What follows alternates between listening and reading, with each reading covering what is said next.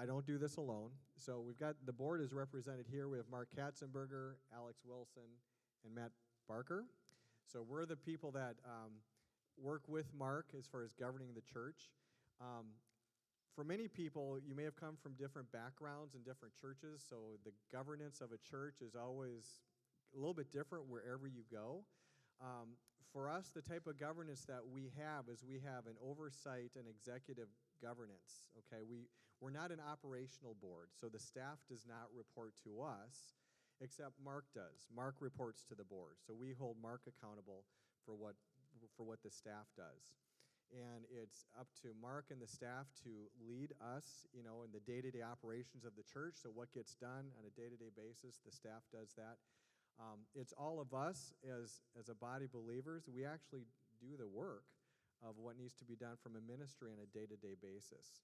And so, when you see us, it's like we have oversight, but we really set the course for where the church needs to be going. I think we use the analogy, and I don't know if we've got that up here from on the PowerPoint, if we've got that. There we go. So how many of you have seen Boys in the Boat? Have you seen that movie? It's a great movie if you get a chance to see it. It's a clean movie. It's a true story about the University of Washington. And this was a group of JV guys that came out of nowhere, and they took it to Berlin, and in 1936 they won the gold medal for rowing. And so when you look at this, the guy that's at the front there with his head the back of his head to us, he's giving them the orders of how fast do you row, what's the strategy, where are we going. He's telling them. The people on the boat there, that's really all of us. We're in the oars. So everybody here, if you're in a community group, if you're in a prayer ministry, if you're serving in cafe or in kids ministries. So I kind of look at that, when Mark looks over the audience every Sunday when he's speaking, and this is what he sees is you guys all here. That's actually, Dave Harton there is the first one because he always sits in the front row here. So I always do that. But Mark, he's the lead. He gives direction to the staff. We all volunteer, but then the role of the board then is to really ensure that that boat has the correct boundaries. Okay, so the banks of the river, so to speak, is the analogy that we like to use. And so, as we do that, we make sure that Mark has what he needs, but we also make sure that he's given direction of how to do that, whether morally, ethically, scripturally, from a mission and vision perspective, are we staying the course of what we expect for the body to do of believers? So that's our interaction with him. We have meetings. We're checking on that routinely. But we have what's called guiding principles, and that is really the basis for everything that we do every year. And the guiding principles may be adjusted every year depending upon where the church is at. But these guiding principles provide the riverbank, so to speak, and the course for where we're headed. Alex is going to give us a little bit of an overview. What do those guiding principles actually tell us, or tell Mark and the staff of how to operate? So, Alex, if you want to give us that perspective. All right. Thanks, Scott. So last year, if you guys are here, I know we shared the Constitution, the bylaws, and as was just mentioned, a lot of what we've worked on this year is providing more structure on how we're going to pursue the mission that we're trying to pursue here, which is ultimately to help people find hope in Jesus and transformation in life. So we call these the guiding principles. It's about 7 or 8-page document that guides where we're going, how we're going about it. And I'm going to share just some of the main sections of that and what are the key elements that are in those sections. So the guiding principles, there's 3 sections. There's mission principles, boundary principles, and accountability principles. So I'll start kind of high level of the mission principles. The mission principles are really just making sure that we know what we're trying to achieve in that vision of Transformed Church, of finding hope in Jesus and transformation in life. So there's 2 main components of this. One component is around reaching people. That's where we've laid out certain mission principles and goals around church attendance, baptisms, youth investment, and community involvement as well. And then the second main component of the mission that we're pursuing is transformation, and that has goals that we're pursuing around community group involvement, men's and women's events, attendance, serving goals, giving goals, work with our partner ministries, and providing opportunities for us to grow in our knowledge of God's Word. So mission, make sure that we're all aligned. We know, Mark knows where he's leading the church through the staff, through the work of the congregation, and we know everything should be pointed at what those mission principles are in those two main components. The boundary principles are basically just, here are our boundaries. Mark is the visionary leader of the church. The congregation comes alongside that vision to serve Christ and his church and what we're trying to pursue here in the mission. And the boundary principles are laid out to basically just make sure, hey, here's everything, here's are all the boundaries that we have to play by or not violate in order to achieve that mission. And as long as we're not violating those boundaries, as God leads Mark, let's pursue those mission principles. So there are key boundaries, and I'll go through just a little bit of what those are, but they're really meant to free up Mark and the rest of the church to pursue those missions because they know where the boundaries are, rather than to constrain the effort towards those missions. So as we kind of define it, these boundaries are in place for the lead pastor to ensure he's not causing or allowing any practice, activity, decision, or organizational circumstance that is unlawful, imprudent, unethical, or unbiblical. And the components of this section are integrity and being above reproach, financial planning and budgeting, financial conditions and activities, asset protection, treatment of constituents, compensation and benefits, treatment of staff, communication and support to the board, communication and support to the staff and ministry leaders, and emergency lead pastor succession. Final section of the guiding principles is the accountability principles, and this is more around board governance, making sure that certain things are in place to allow proper governance from the board, to ensure that through the leadership of the lead pastor, we are achieving our mission principles and not violating our boundary principles. And the components of this section include board awareness, integrity and process of the board, and monitoring the performance of the lead pastor.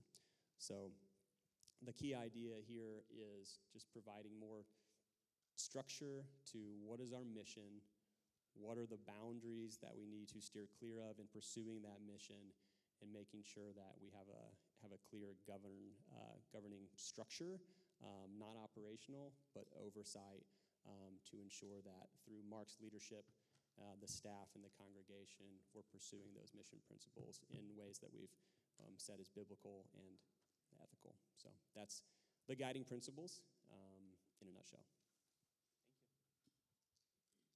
All right, I'll give a little kind of update to the past, the last year, of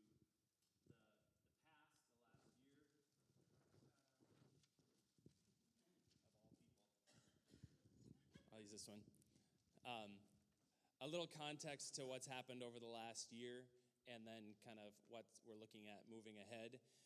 Really, the big story, I think, from everybody's experience over the last year was we grew a lot. So everybody would probably agree with that. The church looks really different than it did a year ago. So I showed this maybe 6-7 weeks ago, this growth chart. It dates back to 2021, kind of coming out of COVID, and then what the church, the different factors and timelines of church growth. So in like January of 2022, when we were able to close on the building and just do all the things that we were able to do. Sorry, that was January 2023. We were around 400 people. So it depends on when you came to the church. Did you come 6 months ago? Did you come 18 months ago? We've just experienced a lot of changes in the church. And so a lot of growth. That we had to move to 3 services in the spring. We know that about 700 is roughly our cap for 2 services. Today would have been right around that 700 number. I don't know for sure, but somewhere right around that. So summertime, that's what it's been.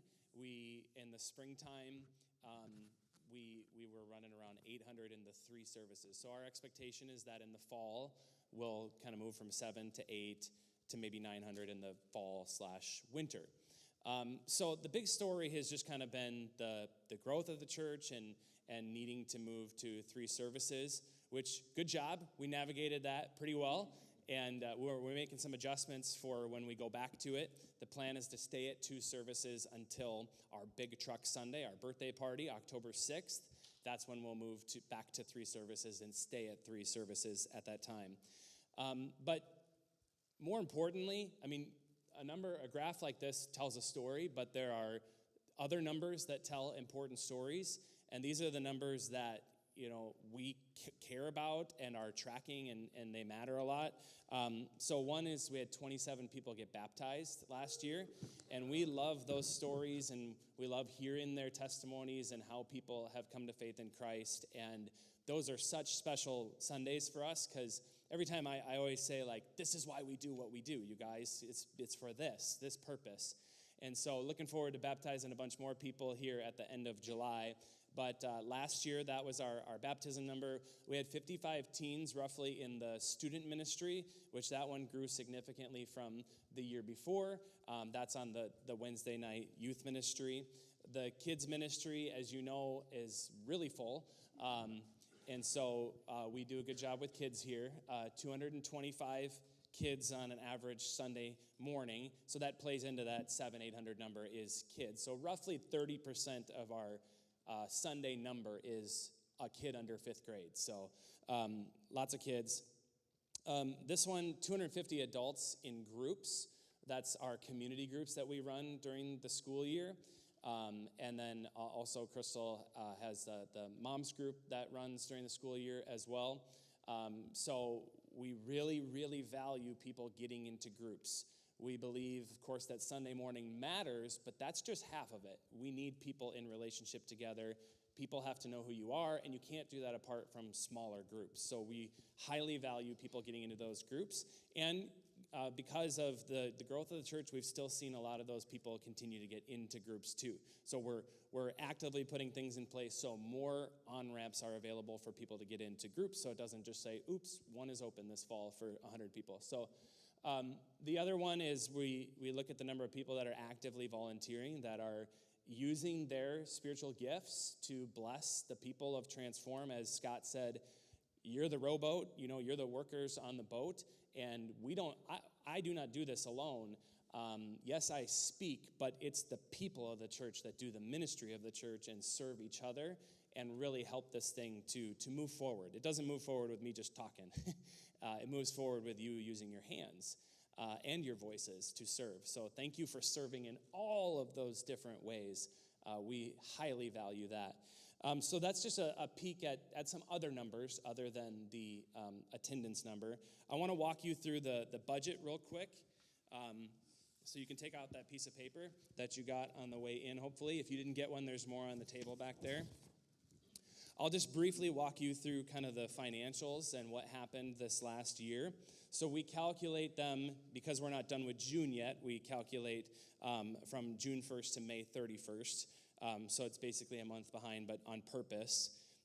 We had a general fund income, so that's just general giving, not related to any specific thing, of $1.154 million in the general fund income. And then we finished up Welcome Home.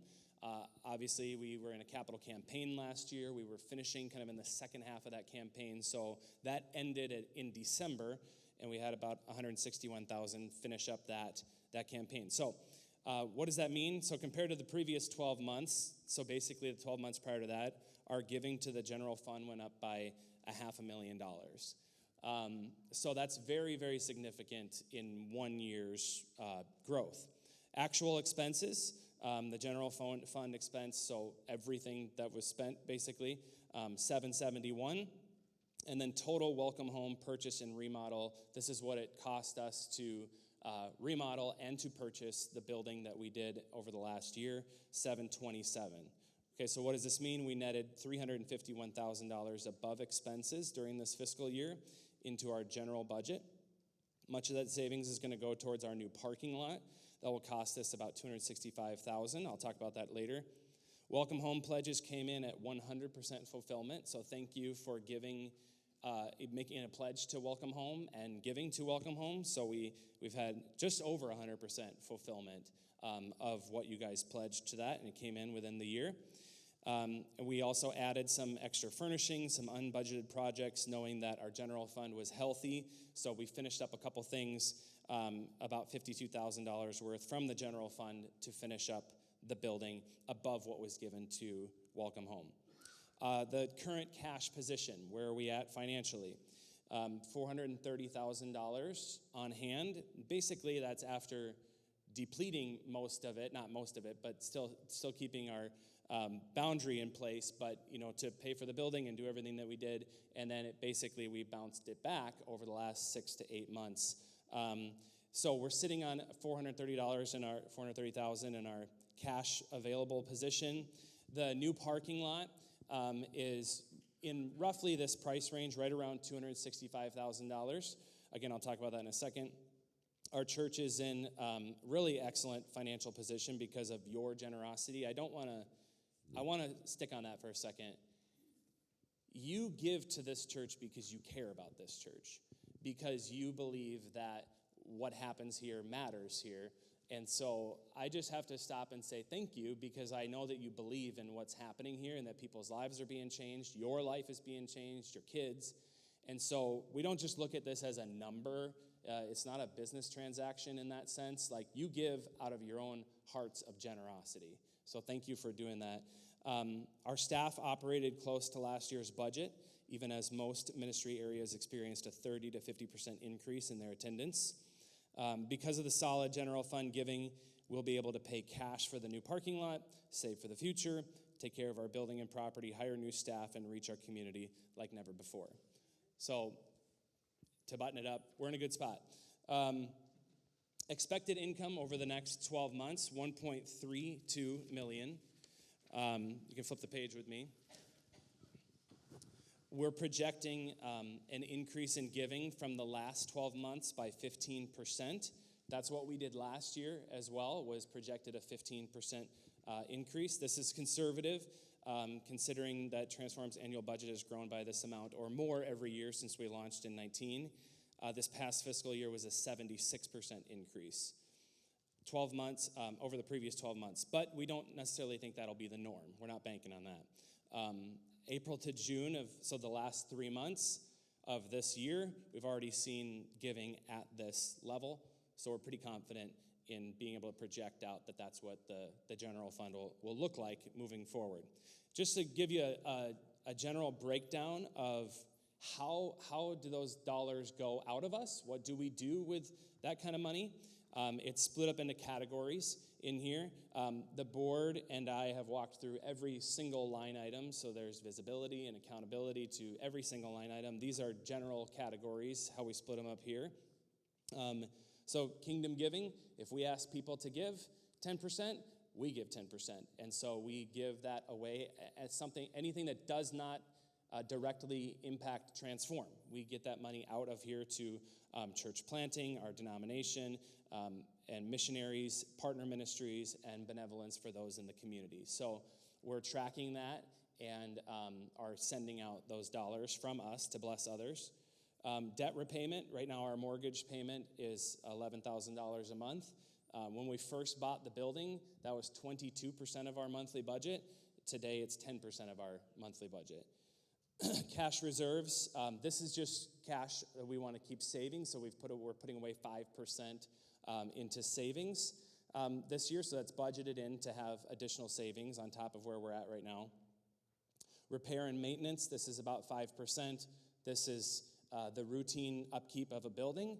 It's a big property, it's a big building, and it takes dollars to keep it looking like it does, and things break and things go wrong, and so it takes those dollars to fix it up and make it nice, and then some additional furniture that the staff needs as well. Operations, this is our utilities, office supplies, garbage, all of our monthly commitments like insurance and planning center and push pay fees, stuff like that. So that's just, it takes that monthly or annually to run the backside of the church, the operations. The marketing, this includes our street signs, large events. You'll see our signs all over town. Thank you, David Harton.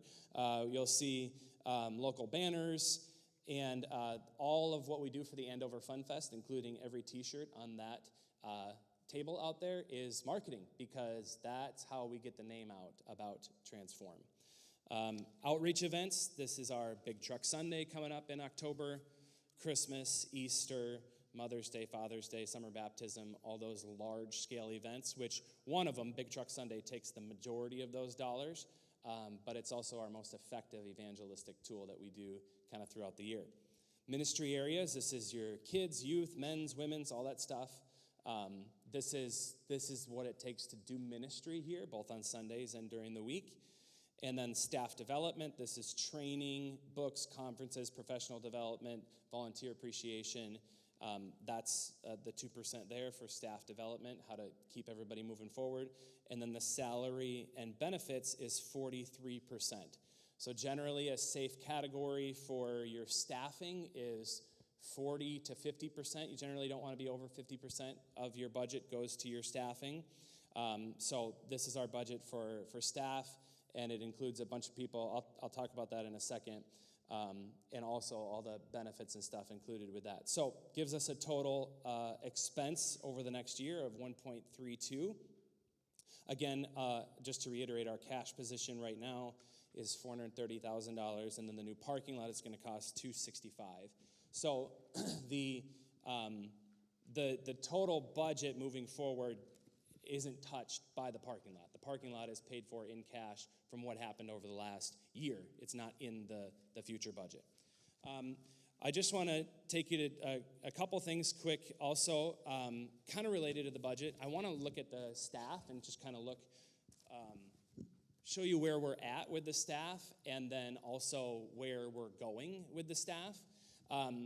Because there's two things that I generally get questions about, or maybe concerns, and good concerns, and that is, hey, Mark, who's helping you around this place?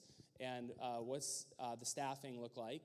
And then also, what's the future with expansion? So I'll speak to those two things in closing. So the staff looks like this right now. So on the left-hand side, you'll see our current staff, labeled full-time or part-time. So Josh and I are both the two full-time pastors here right now. Everybody else is part-time, but I think it sometimes isn't super visible that we do have a dozen employees of Transform in one way or another. Some are very small hours per week, and some are more. Some are 20 to 30 hours per week. It depends on what they do. But we do have a really, really wonderful team of people right now serving you here. And then what we're looking for in the future is on the right-hand column. You may have thought that we'd have the adult ministries pastor by now. I thought we would too. But I'll just say it this way. We've been through a lot of interviews with a lot of people. And at the end of it, one time we did offer the position to somebody, and at the end he prayed about it and his wife, and they said, we just don't think it's the right fit. So then we started over. And then the next time around, we got to a final interview, and he was all in, but we weren't totally in. And so at the last minute, we just said, it's just not the right fit. So we're starting over. And it takes months to find the right candidates and do a full, thorough interview process. This isn't a position that we just want to quickly just pull somebody on. And so our staff is involved in the later interview process. Scott from our board is involved. And we're just trying to make a good, wise decision, and we just haven't found that person quite yet. So hopefully soon, please pray about that. That would be super helpful. Another full-time position that we're looking to hire is a director of ministry position. This is somebody that more or less is between me and most of the staff. Somebody helping me manage the staff and helping the staff to accomplish what the staff need to do in their day-to-day jobs. I can only directly manage so many people, and so that'll be one of the next steps we do, is having some layers within it. A finance director, part-time, somebody helping on the back end. We do have a bookkeeper, but this person would be helping a lot more with just the day-to-day operations and moving money around and tracking staff budgets and stuff like that. A communications director, somebody does all the forward-facing everything for the church, and then another kids assistant. So these are some future hires that we're looking for. You can keep your eyes out for those as they get posted, and you'll see them come through eventually here. But anyway, that's all factored into the future budget for this next year. I'm almost done. Let me finish up the parking lot. Here's a picture of the parking lot. We are almost there. We're getting close. Matt Barker has done a lot of work on this, and it's not easy to get through the city and the watershed districts. It's kind of a slow process. So we're getting there, and our bids are in on the parking lot from a couple different companies. So it's just a matter of finishing through the hoops that you got to jump through. But that blue outlined parking lot is about 150, 160 spots, depending on exactly how we finish it off. And our green parking lot right now is 120, so we'll more than double our parking availability out there. And again, because of generosity, we'll pay cash for that, and the board is we're just figuring out, okay, here's how much we want to spend, here's how much we want to keep on hand with that. And the last thing I'll say, because this is also related to future expansion, that's another question that I get is, Mark, we're going to have to do something because a lot of people keep coming to church. And my answer is, yep, I know.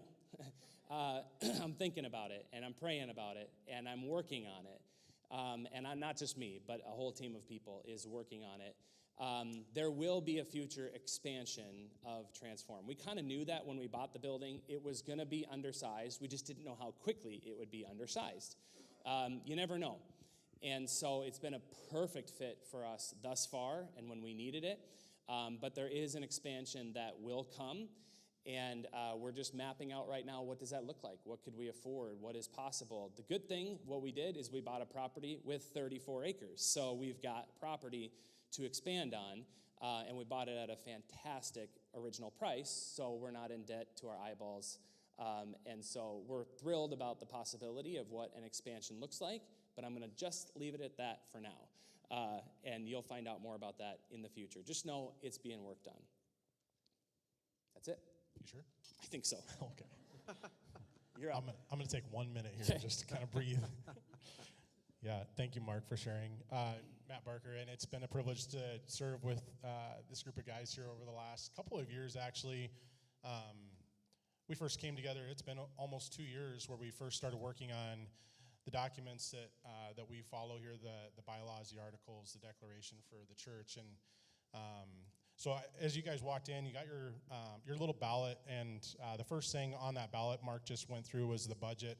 The second thing here, it says amendments, and one of the things that we, as we've gone through this year, we've been working on our guiding principles. We've also seen some areas where we can kind of tidy up a little bit of the declaration as it was drafted. And it's in the declaration, there's a couple of different areas where it talks about qualifications. So there's an area that talks about qualifications for the lead pastor, an area that talks about qualifications for the staff and the individuals that are working here. But the other area it does talk about is actually disqualifications. And maybe we just didn't write the right word there, but it's for the board themselves. And when we first started working on this, one of the things Mark was challenged with, he didn't want to bring a board together of his family or anybody that was related to him, which was what we were, we saw some intentionality. What that meant is about half the church was out. But we've grown, so that's good. So there's a little bit more opportunity for us to work through that. But in section 4 or 5 of the articles, it said that the board members themselves should not be directly related to the lead pastor or to another member or a member of staff or to another member of the board. And what we did in that with that statement was we kind of messed up a little bit of the qualifications for staff. We want to make sure that people that are coming on, you saw the list of all the new staff members that we're seeking for Transform, are not disqualified by some purpose in the document otherwise.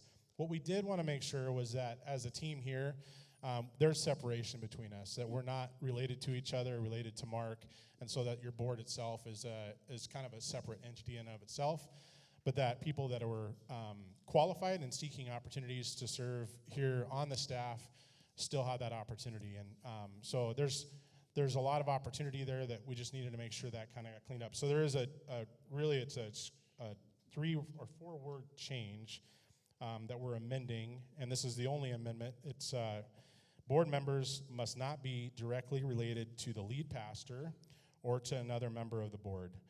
And then the board members also must not be staff members of Transform except for the lead pastor. So that's just correction that you'll be voting on this morning, is just removing that one section about related to staff and just leaving it as related to each other or the lead pastors. And I think that then strengthens our search and gives us an opportunity to be looking both internally and externally here at the church for some of those staff members. And it just kind of cleans up a little bit of, I think, an oversight there that we had in the original writing. So that's number 2 on the list. And number 3 on the list is a little bit of a change here in our board. And I just want to, Alex is going to be, today is his last day serving on the board. And it's bitter more than sweet in many regards. Alex has been a part of our team here for the last 2 years and been just a real wise and appreciated voice in our process of putting together a lot of these documents.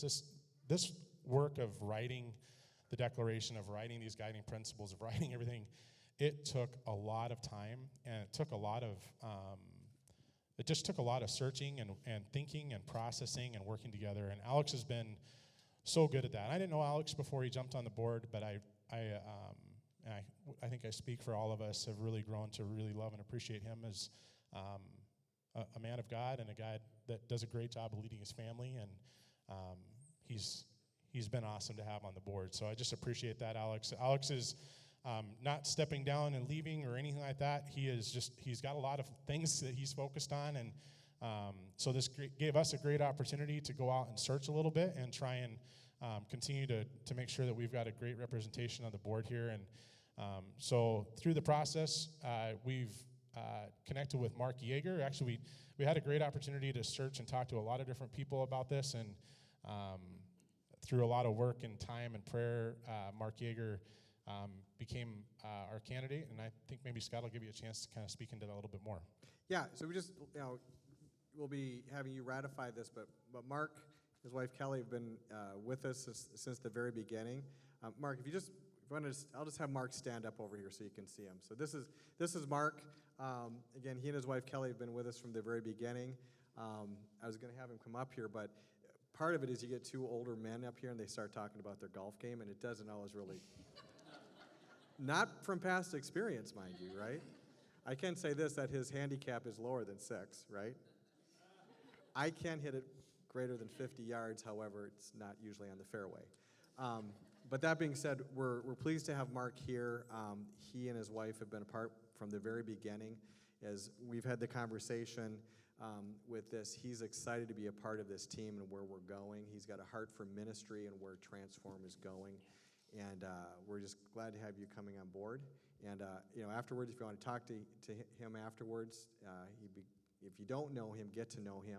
You'll see him more with the board and everything. So, but just a very wise man of wisdom. He's a godly man. He's also served on some other nonprofit and Christian organizational boards, so he brings a good background with that. So we really are looking forward to having that influence and insight with us. So thanks, Mark. I appreciate it. And I'll just speak one last thing into this too. A part of this search is we just finished up this great series in 1 Timothy, and I encourage you to read through the documents. One of the things that we use is 1 Timothy 3. The first part of that chapter does a great job of just reading through what we should be seeking out in terms of a person that's qualified to serve in the position of being on the board. So there's some just real key high points there, and that was exactly the metrics we were looking to follow, and we see those in Mark and are excited to have him join us here. So I think that kind of rolls us into the next little section here. If everybody's okay with moving to Q&A, or Mark, are you good with that? I'm good. So I think just giving everybody a chance here. If you've got some questions, we've put a lot of information in front of you here over the last little bit, and love to have any questions of the information we've got. If there's none, that's great. We can just move right on, but we want to make sure we give everybody a chance. So I think the first hand went up in the back. Speak real loud, or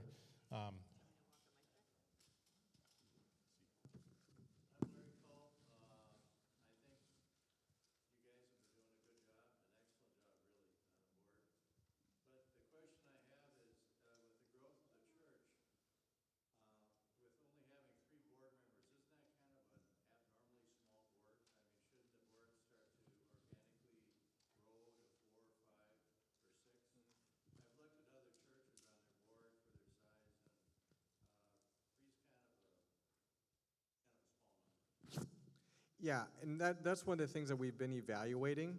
One of the challenges that we have is when you look at a board and who wants to who we have available to serve, is new churches. You need to know the people that are there that are qualified to be board members.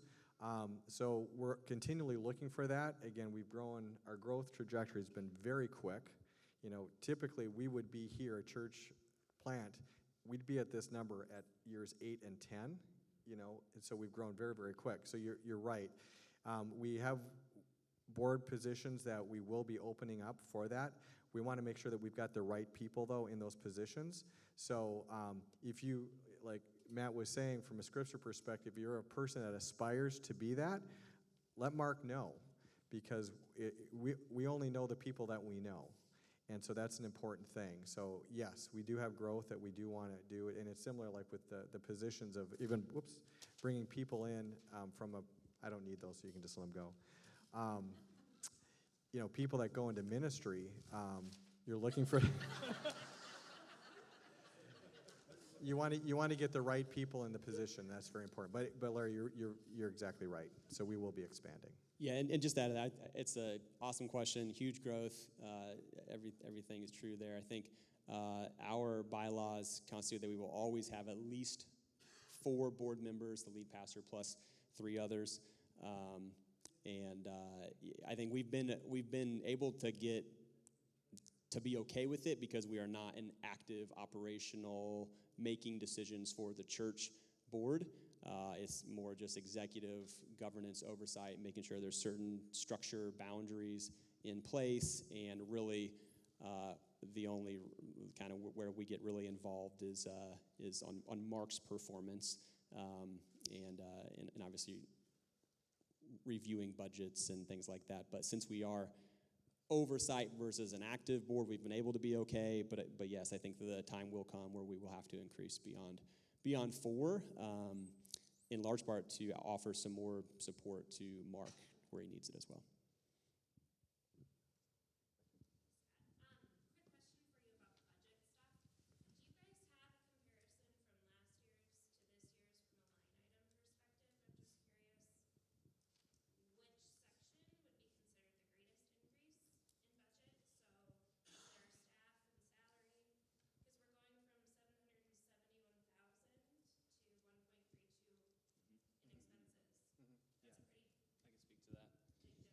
Yeah, basically every area increased. If you were here last year, the percentages are pretty much exactly the same, from staffing to building, operations, marketing. All the percentages are pretty much exactly the same. Like, for example, our staffing budget was 43% of our budget last year. It's 43% of our budget this year. So basically everything incrementally changed the same way. So there wasn't like one massive area that was significantly more than anything else. It's just that, youth ministry and kids ministry costs 30% more to do it this year than it did last year. We've got way, way more kids to prep for. Our staffing costs more. Our building operations cost more. Stuff like that. So it's basically, It's apples to apples, the exact same percentages. We have added a couple of different categories. Here's an example. We had a general adult ministries category last year. That included community groups, the moms group, Transform School, see if I'm missing anything, and our men's events, stuff like that. We've broken them all out and made them individual line items, and each ministry gets definitely more than they had last year because it was just one shrunken budget for all those adult ministries. Now we've broken them out into their own line items that the different staff members are accountable for keeping their budgets to those line items. But in general, that's my answer, is basically everything is the same percentage as last year. It's just that everything is a lot bigger than it was last year. The bucket's bigger, but the percentages are the same as last year, with the exception of we added in 5% savings this year. Last year was a flat budget. This year we added in savings to that.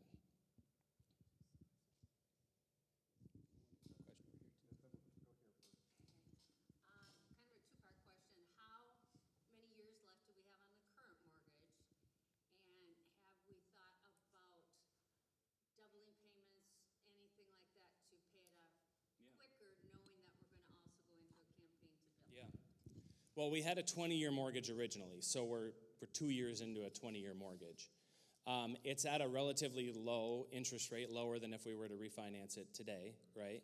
And so we've just been paying what we need to pay on that. I'm in communication with our lender right now. We've talked several times about what does a future expansion look like? What does that mortgage look like? Do we wrap the current mortgage into that?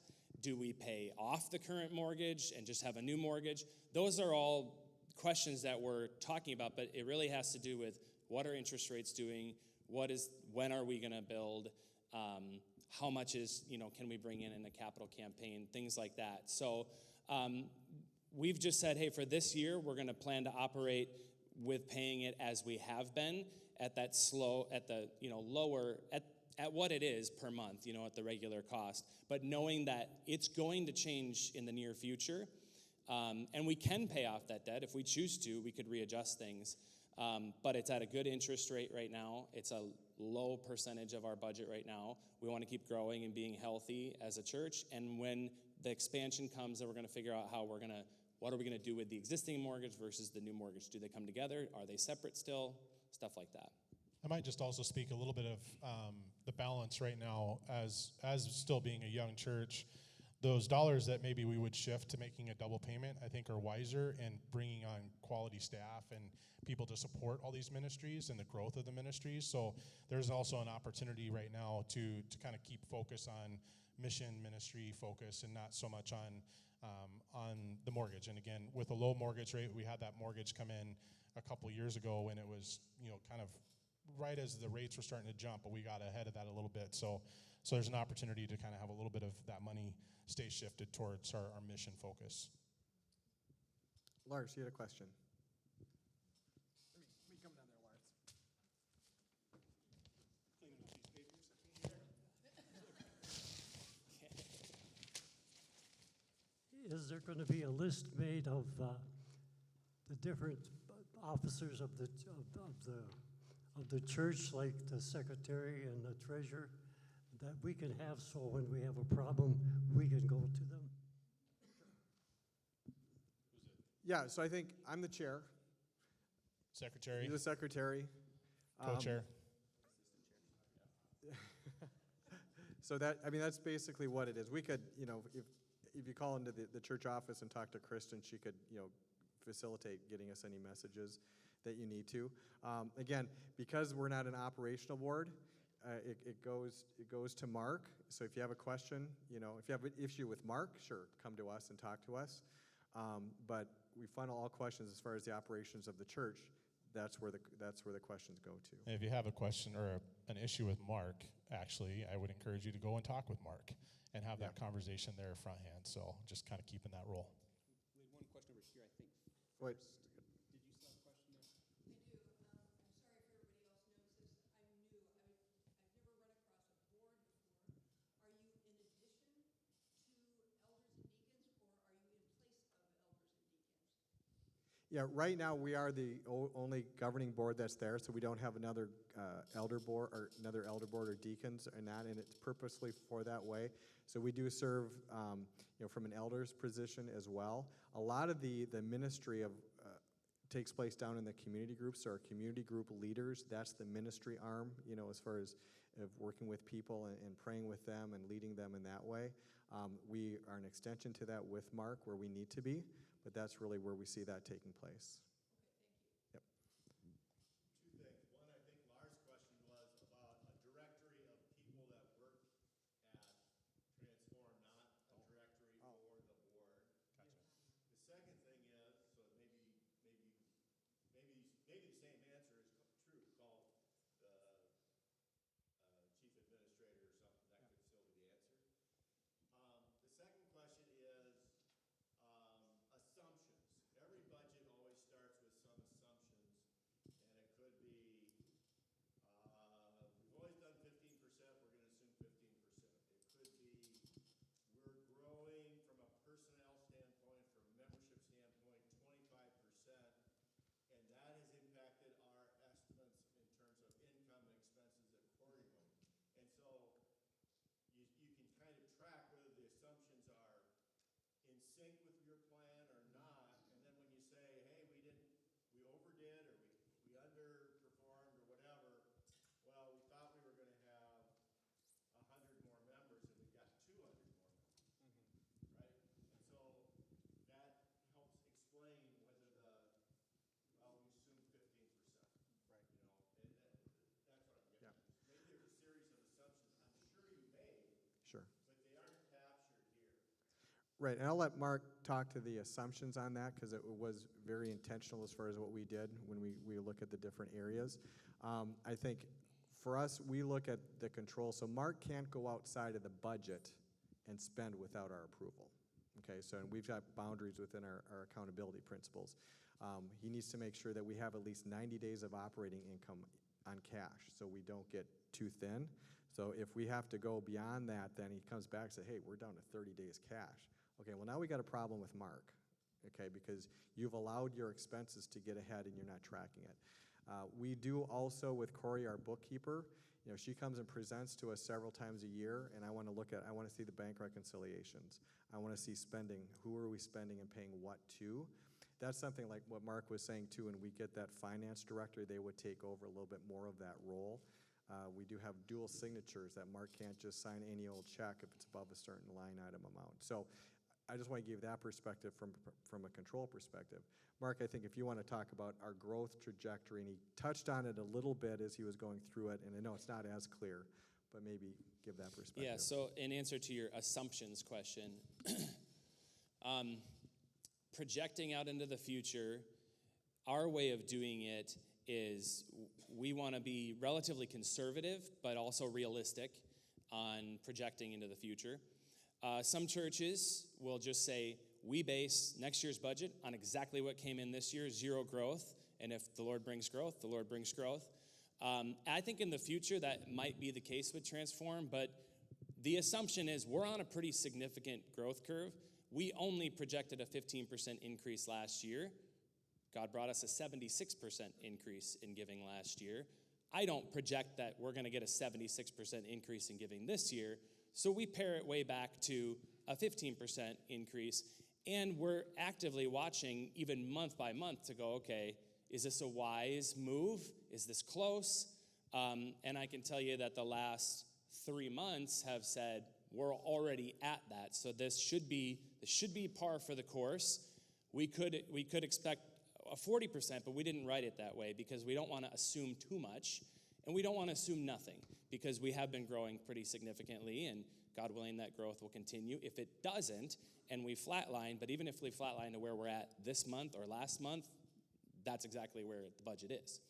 And the Lord willing, that money keeps coming in even on top of, and we're able to do something like pay for cash for a parking lot, which most churches have to mortgage, or be in a great financial position to be able to move into that next expansion capital campaign. We've got some cash on hand, which is what we did for the first time around.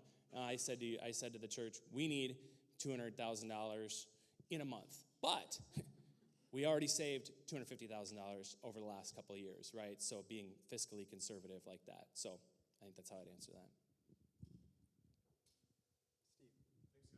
I have a two-part question. I'll just ask the question and then you guys can answer. I know that, Mark, you have partnered with Ray Fritz and with David Sorn as kind of decision-making partners as the church group brought on board Smart Move. I was just curious how our local group of believers here is compared in numbers and growth to David's church out east and Ray's church out west. What's the size of their board, their membership, that kind of thing? That's my first question. And then the second one, as we grow, I know we were in 3 services, now we're back to 2. If we continue growing, would we need to add a 3rd service? And I know that puts additional, I'll call it strain, but additional duties for our musicians and ministry people to support 3 services. You ever thought of having a screen where you'd record yourself and you wouldn't have to speak 3 times on a given Sunday, but the band might be able to lead worship? Just those kind of Yeah. things. Those are flowing through my mind. Yeah, it's good questions. Yeah. I'll start with the first one. We're bigger than Connections, smaller than Renovation. I'll just say that. I don't know the exact size of their boards. We've read both of their constitutions when we were writing ours. I want to say Connections has 4 or 5, similar to us, and I want to say Renovation has maybe 5 or 6. So neither of which have large boards. If you're thinking a board is more 10 to 12 people or something like that. They're both relatively similar to us. And just like what Alex said, as specifically Renovation has seen exponential growth, they have slowly added 1 to 2 board members over the years. So it's not apples to apples, though, like we're going to add 5 this year or something like that. So your other question about services, usually the question I get is, what about a Saturday service? What about a Sunday night service, something like that? We know that we can do 3 services on Sunday morning without straining the people, the volunteers, the musicians, the speakers, the volunteers, as significantly as it would be to add an additional, call it Saturday night service. Because I'll tell you where I'm at 4 o'clock on Saturday night. I'm at a baseball game, okay? And that's where I want to be, is there. And that's where I want our musicians to be. And most of the larger churches are paring back their Saturday night services. Like pretty much all the Eaglebrook campuses are going from 2 to 1. Because I don't know what, but Saturday night's not what it used to be. And it's a huge, huge strain on your volunteers and your staff. So only the largest churches are doing it. I would be more apt to do a Sunday night or is there another option like a video venue somewhere else, whatever. But as of right now, we've known, and plus we're doing this alongside of other churches. We're not making this stuff up. Like Renovation, we're very close with them. They did 3, they did 4 for a season. It can be done. And we're just trying to figure out, navigating what's the least stressed. We don't want to burn people out. We want to keep reaching people. We want to keep growing. The Lord's doing a good work, but I don't want to kill my people or myself.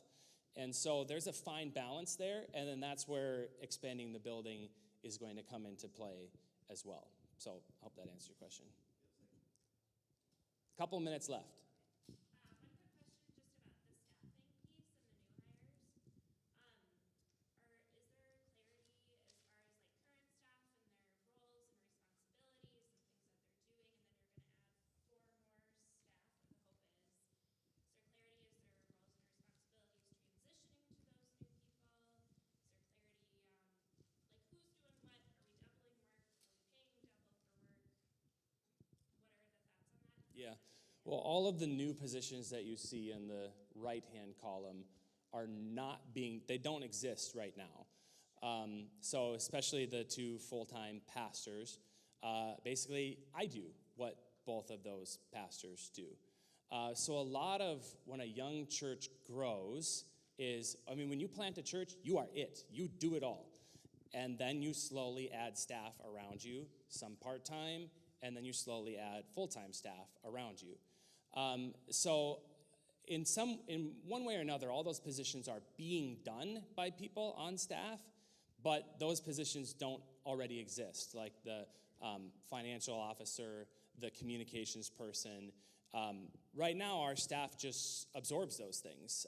I do a lot, Josh does a lot, Kristen does a lot, and so it's taking pieces off of people's job descriptions as Transform grows bigger, because I can't, and the other staff can't give attention to all the details as we used to be able to. Really, the language that makes most sense to my mind is young churches, church plants start off as generalists. We do it all. We are a bunch of generalists. And then as churches grow, you have to hire and be more specialized in certain areas. And they have their certain job descriptions, they have their role, rather than everybody just kind of doing one big ministry together. So I don't know if that answers your question, but... I mean, but is that established? Like going into these hires, do you have established clarity on roles and responsibilities? Yeah, well, for the one, we haven't written the job descriptions for the others yet. They're not done yet. For the adult ministries one, it's very clearly laid out in the job description what it's going to entail. What do they do versus other people in the organization? And as we write all of those job descriptions, it'll be very clear before we ever do any interviews what specifically they're doing.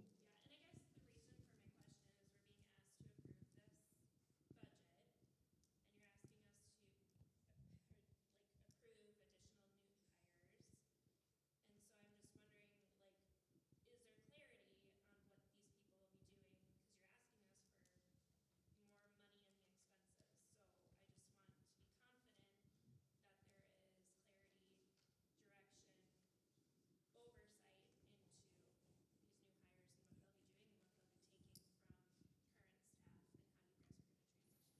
Yep. I guess does that make sense? Yeah, for sure, it does. And there has been a lot of work amongst the board here to support Mark in trying to establish what those roles are going to look like and how to fill those roles well.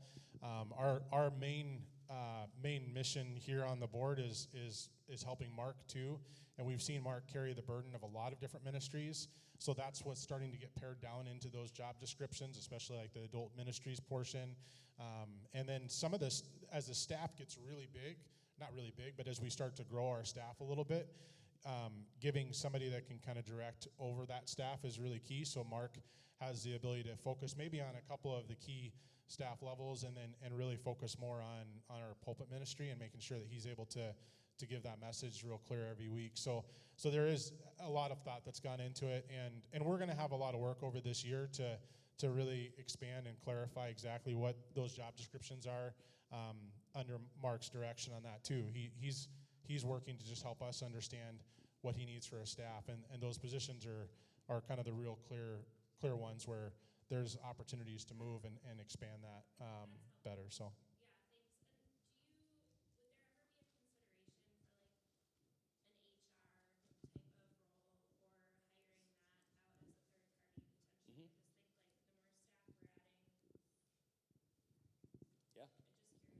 Yeah, I think that's a great, and again, I'm in touch with a lot of pastors of churches that are our size and larger, and trying to figure out, okay, what's worked for you, what hasn't worked for you in terms of things like that. You know, I'm in those conversations with larger churches than us to learn from their mistakes a little bit, and also go, okay, hey, this was a very, very helpful hire at the 1,000-person level or something like that. So I'm with a lot of those pastors, and I'm asking those exact questions, yeah.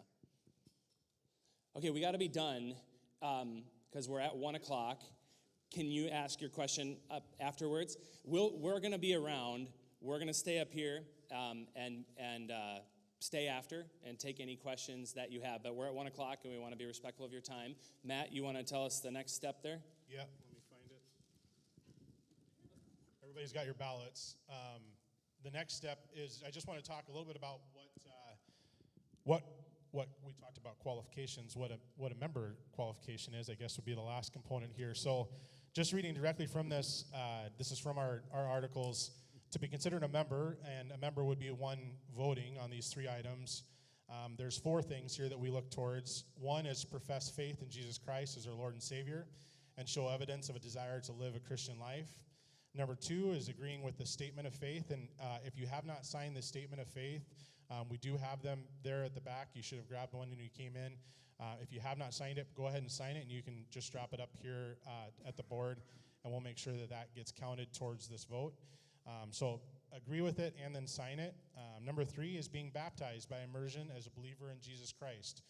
It was exciting seeing that 27 people that gave their testimonies and shared their all-in stories this year. That was exciting. So, and then the number 4 item, this one's got a little bit more to it. So being actively involved to transform church by attending for 6 months or more, by serving and participating in a transformed church group 25% of the time or more. So this defines our membership. Our membership here is an active membership. It's not just signing a card.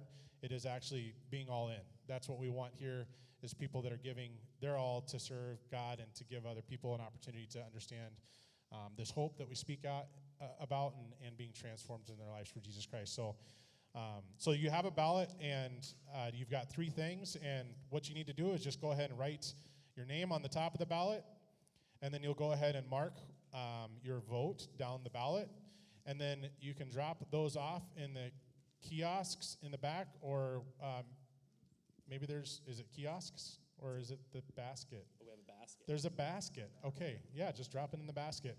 And then what we'll do is we'll go ahead and count the votes up, and for the membership, we'll send out an update of what the final votes were once we get through that. So that won't be probably today, but we'll make sure that communication goes out to everybody once we get through it. Any questions on the process? All right. Write your name, vote yes or no down the ballots, drop it off, and that wraps us up. Yeah, close out in prayer here. Yep, let me close it up in prayer really quick. It's okay, sorry about that. Lord, we thank you for this time together. I thank you for the body of believers that's here today, for their commitment to transform and their commitment to seeing the growth of your kingdom. And it's just a pleasure to be a part of this body. Thank you for all that you've given to us. Bless our time over the next weeks as we celebrate holiday with family and friends. Give us safety in travels and continue your blessings upon Transform. In Jesus' name, amen. Thank you, everybody. Thank you, everybody.